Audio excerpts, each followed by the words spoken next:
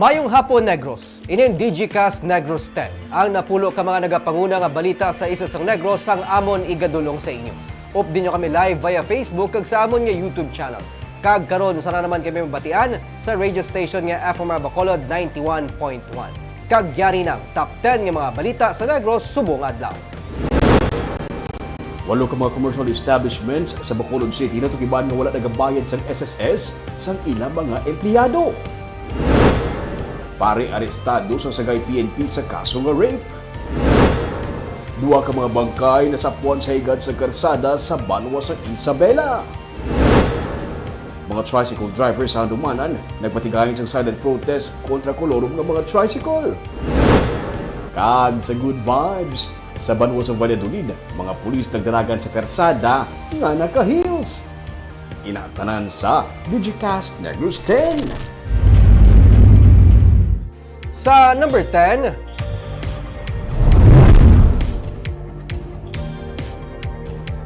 mga vendors sugot nga pagadumilian sa atubang sang Bacolod City Government Center. Dungan sa pagpatuman sa hugot nga seguridad sa Bacolod City Government Center, pagadumilian man sang katapos ang Public Order and Safety Office ang pagbaligya sa atubang sang BCGC. Suno kay Poso Head Retired Police General Primitivo Tabuhara, kabahin ini sang pagpasiguro nga hindi magserbe nga tambayan sa mga pamatanon ang stall sa mga vendors. Nagligad lang gabi sa napunggan ang posible pagluntad sang gamo sa tunga sang grupo sa mga pamatanon sang ma-recover ang isa ka kutsilyo. Magluwas sa dugang Poso personnel, nagtala naman sang duha ka mga security outpost agod mas mahugtan ang monitoring kag pagbantay sa palibot sang BCGC. Ang katapos ang Police Station 4 ang magabuligman sa pagpatuman sang Oplan Bakal kag curfew for minors. Full force kita nga ato na sila paong tapon kay gabayulit na sila bala sang agreement nga dapat wala na vendor sa fountain area. So ang nagkatabo di ang mga vendor sa likod pa after 10 o'clock gabalin sila sa tubang.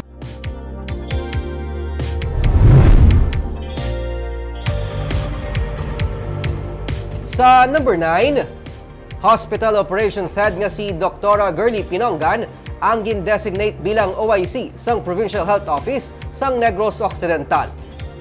Sumugod Abril 3, si Dr. Pinongan ang magapunggo bilang OIC PHO kasunod man sang pagsugod sang transition dala sa ginapaabot nga retirement ni Dr. Ernal Tumibang sa Hunyo. Sa order ni Governor Eugenio Jose Lacson, ining dugang niya nga responsibilidad samtang siya ang padayon nga nagapamuno man sang HOD. Suno kay Provincial Administrator Refrando Diaz, isa sa direksyon karon sang probinsya amo nga mapangapinan ang public health agud to malikawan ang anuman nga balatian kag mapaiway ang pagsaka sang hospitalization cases. Suno kay Diaz, bilang HOD head, mas may ihibalo na si Pinongan bahin sa hospital operations, bagay nga dapat magsanto sa public health concerns sa idalo man sang PHO. Nalakip man sa tutukan ang nutrition concerns sa probinsya, labi na sa pila ka mga barangay nga may kasubong nga mga kaso. Dr. Girly Pinongan is also knowledgeable sa public health and her extensive experience sa hospital management will also let her know kung ano man ang ginabato nila nga masakit sa hospital mo. So there is now the link between the hospital and the public health sector. So amon nga ginahambal sa kay Dr. Girly Pinongan nga ang public health, ang prevention mismo sa masakit, amo ang iya unahon. So that ang hospital naton eventually jutay ang mag-avail, no? Amo na aton nga strategy.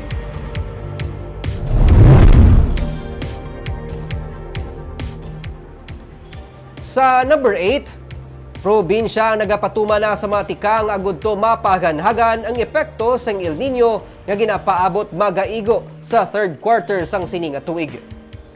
Suno kay Provincial Administrator Refrando Diaz, sa probinsya masami nagabatsyag sang epekto sang tuman nga tig-ilinit amo ang Southern Negros. Malapad ang talamnan sang humay kag tubo sa sur nga bahin sang Negros Occidental. Pila sa mga programa nga naplastar sang probinsya para sa palaabuton among bulk water project sini nga karon on track. Tinutuyo sini nga masabat ang kakulang sang tubig sa mga lugar sa probinsya kasubong man mapangapina ng water sources. Naplastar man ang mga reforestation project suno kay Diaz. Suno sa pag-asa, mahimo magasugod sa tunga-tunga sang July o kon Setyembre ang El Nino kag magalawig tubtob sa madason nga tuig.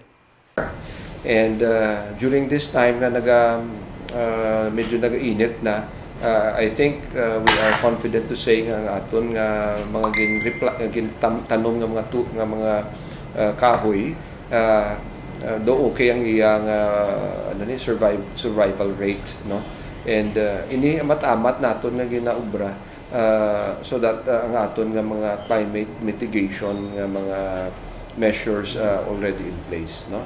Of course, we are always at the mercy of nature. Sa number 7,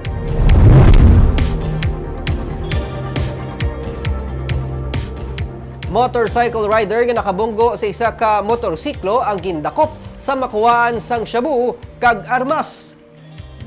Matapos ginbulong sa ospital, rekta sa sulod sa detention cell sa Police Station 1 ang 23 anyos nga si Romulo Mansacer matapos makuhaan sang illegal nga droga kag armas ang iya motorsiklo nga imbulbado sa aksidente. Suno kay Major Elmer Bonilla, hepe sa Police Station 1, nabungguan sa motorsiklo ni Mansacer ang isa man ka motor sa may dalan sa Nuan, Burgos. Gindala sa ospital bangod sang pilas kag ang iya motorsiklo ang ginrekta sa police station. Sang ginusisa ang motorsiklo para ma-check ang iya nga ORCR, didto kang nakitang 3 ka mga sachet sang shabu kag isa ka 38 revolver kag mga bala. Ginako man ni Mansacer nga iya ini kaso nga pagsupak sa Republic Act 9165 kag Republic Act 10591 ang ipasaka batok sa iya.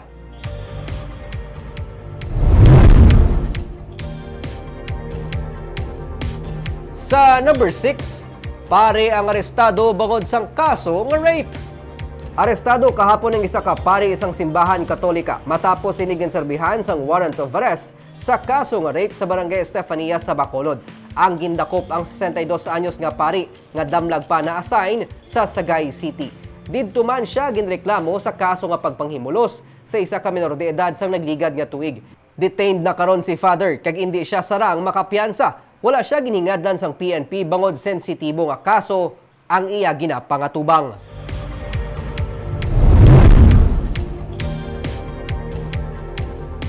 Sa number 5, 2 ka mga persona nga sakay sa motorsiklo ang patay matapos nga ginpangtiro sa Isabela.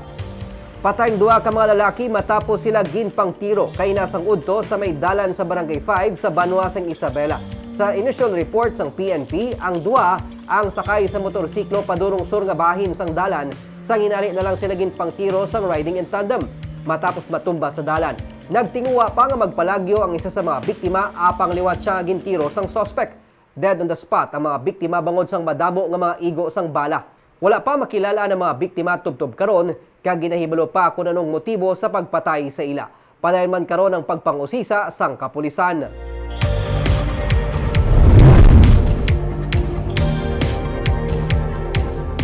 Sa number 4, asosasyon sa mga tricycle kag operators ang nag-silent protest sa Barangay Handumanan. Temporaryo anay nga wala nagbiyahe katapos ang tricycle operators and drivers of Handumanan dungan sa ilagin patigayon nga monthly meeting. Suno kay Leonardo Brillantes, Vice Presidente sang TODA, kabahin ini sang ila silent protest agud mapalabot ang ila pagpamatok sa paghatag kahigayonan sang Barangay Council sa mga e-bike nga makabiyahe bisan wala ini sa mga prangkisa kag mga permit nga regular nga ila ginakuha agud lang makabiyahe. Nagapanawagan man ang grupo sa mga natungdan nga aksyonan ang problema sa mga kolorom nga tricycle kag ang paglaksam sa mga minibus sa ilang mga rota. Nagligad lang nga tuig sa naguntat man biyahe ang kapin 300 ka mga katapos ang TODA sang ginpahanugutan ang pagbiyahe sa mga e-bike sa barangay. Patag ni punong barangay Ricardo Danoy, luyag nila nga tagaan man sang oportunidad ang mga e-bike drivers. Pero iya na gintugyan sa Bacolod Traffic Authority Office ang pagpanakop sa e-bike kung ining nagalaksam na sang rota sa mga tricycle kasubong man sa mga kolorom tricycle. Mo nang sang council nga sang barangay council nga idiyahan nila ti kapila na kami mag-meeting sa ila hasta subong way mangyapon aksyon ng ginaayo namon sa ila siling nila tagaan designated area subong gataklad sa babaw gadabot sa Mansilingan gadabot sa kabog, alihis, pahanukoy. Ti way nila na aksyonan. Wala pang e-bike, damo na kolorom, nagdugang pagid ang e-bike. Palihog lang taga Italopangot. Way man kami ga pangayo at special nga attention kundi tagaan lang solusyon. Ang problema, kung manakop gid man, manakop sang eksakto hindi kay masaka de alas 10, alas 9, ti wala na ang kalabanan pang iban gatimbre pati ano pang dakpo nila. Ang e-bike, lang mga hindi pagtugtang kay muna business permit muna. May business permit na sila mo. Pagyan ako.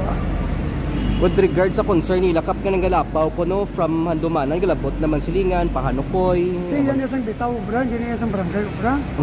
Pagdakop na sa bitaw, reklamo na sa bitaw.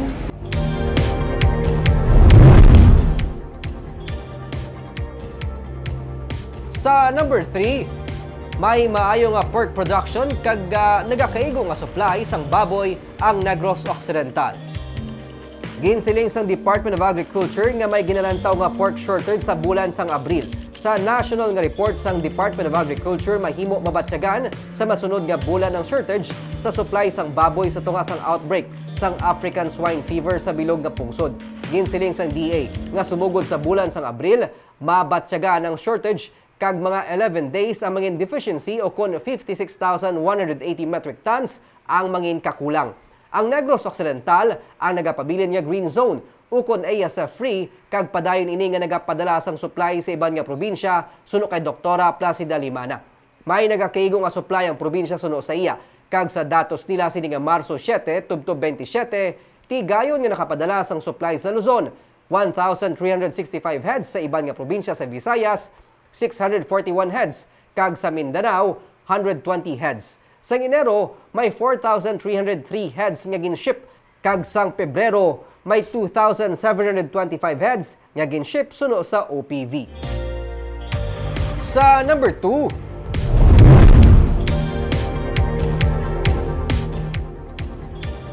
Bacolod City Mayor Albi Benitez natalana nga makigsapol sa management sang More Electric and Power Corporation sa masunod nga semana may angot sa proposed joint venture agreement sa Sineco.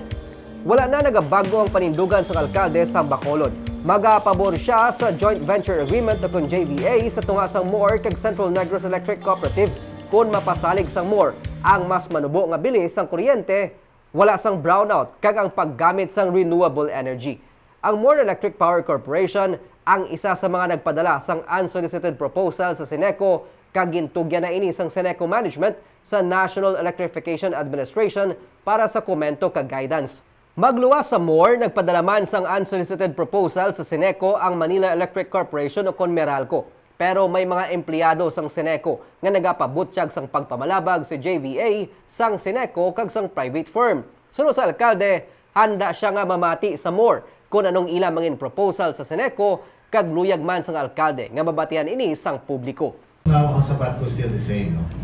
Kung mapanaog nila ang cost of electricity, madula, brownouts, ang source of power will be green or renewable.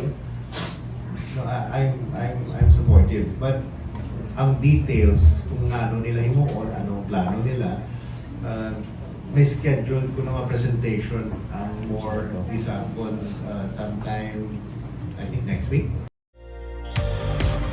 Kag sa numero 1 sa mga balita subong adlaw.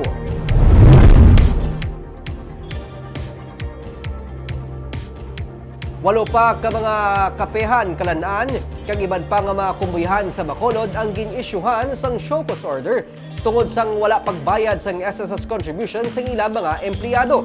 Isa sa ila wala na kaagi hatag sang kontribusyon sa ilang mga trabahador. Yari ang report. Duha pa ka mga coffee shop sa Barangay Villamonte ang ginkadtuan sang SSS Bacolod Run After Contributions Evaders sa Conray's team kag ginserbihan sang show cause order bangod sang kapaslawan nga mag-remit sang contribution sang ilang mga empleyado kaina sang aga. Dugang diring duha ka mga car care services, seafood restaurant, pet saloon, industrial firm kag pastry shop sa Bacolod. Isa sa mga account ang wala sang record nga nag-remit sang contribution sang ilang mga empleyado. Wala anay giningadlan sang SSS ang among mga kumbuyahan antes pa ba ng posible pagpasakas ang kaso batok sa ila. Pero suno kay Lilani Benedjan, Vice President sang SSS Visayas West 1, magaserbe na ini nga paandam sa ila kag sa iban pa nga mga employers nga wala nagarimit sang contribution sang ilang mga empleyado. No, we are very positive that these employers will be able to settle their delinquencies soon.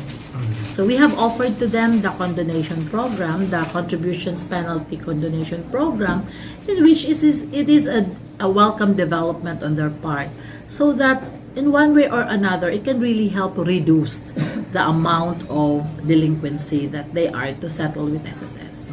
Sa record sang SSS Bacolod East, nagalabot sa 4 million pesos ang kabilugan nila nga delinquent accounts. 15 diyas ang ginhatag sang SSS para sa ila antes pa man pasakaan sang kaso angot sa pagsupak sang Republic Act 11199 o kanang Social Security Act of 2018. Kita isa ka employer subong nga na-include na nagpa-register, which atong kanina na they started 2022 but dako na nilang delinquency is because na there are a lot of employees involved. So nagdako ang ilang delinquency. And then, when they started, wala din sila ka-contribute. Doon nagpa-register lang sila, which din-register lang nila ang business, but wala contribution. We will file a motion to withdraw complaints. And yeah, hindi kami nagpapagulo. So we are, after all, after lang naman the compliance of employers for the sake, of course, of the employees who worked hard naman, diba, for the contributions that they're supposed to pay. Humalin sa ginsuguran sang race team ang kampanya, naglabot na sa masobra 490 million pesos ang nakolekta halin sa delinquent accounts as of December 2022. Kahapon, may ginpangkadtuan man nga establishment sa Talisay kag Silay kay wala man nagarimit sang contribution sang ilang mga empleyado. Kag sa good vibes,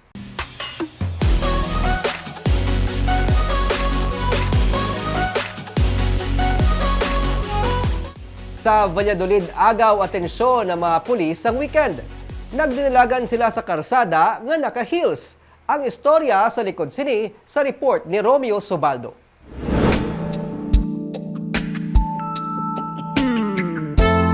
Naka-shorts, kag, naka-heels. Ini ang pormada sa mga katapos ang Valladolid PNP sang Sabado. May mga nagposing pasang alalin ay sa Negros.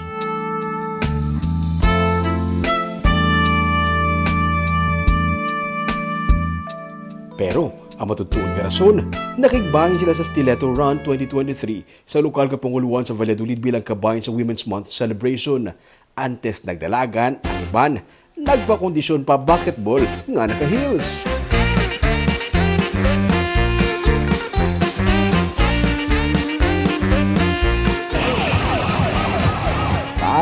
Nagdinalagan sa karsada ang mga pulis nga nakahilas ko punban ang mga bumbero kay nagkalain-lain ng mga departamento sa Banwa.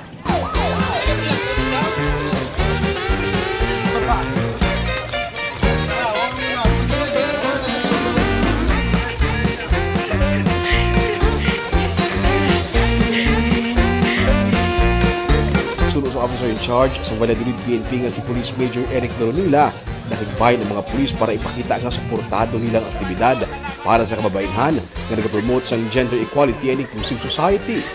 Tinutuyo sa Stiletto Run nga i-inspire ang mga kababainhan nga i-empower ilang mga kaumilingon kag mangin leader man sa susyudad kag ang mga kalakihan naman nga mapakita ang literal na suporta sa kababainhan. Kagamuyad tong napulo ka mga balita sa isa sang Negros subong nga adlaw. Kaya man sa panahon karon importante nga maihibalo ka sa nagakatabo sa imo nga palibot. Pero dapat balanse kag insakto ang mga impormasyon. Magapadayon kami nga baga pangalagad sa mga Negrosanon. Ako si Nico Delfin. Tubtubwas, maayong hapon.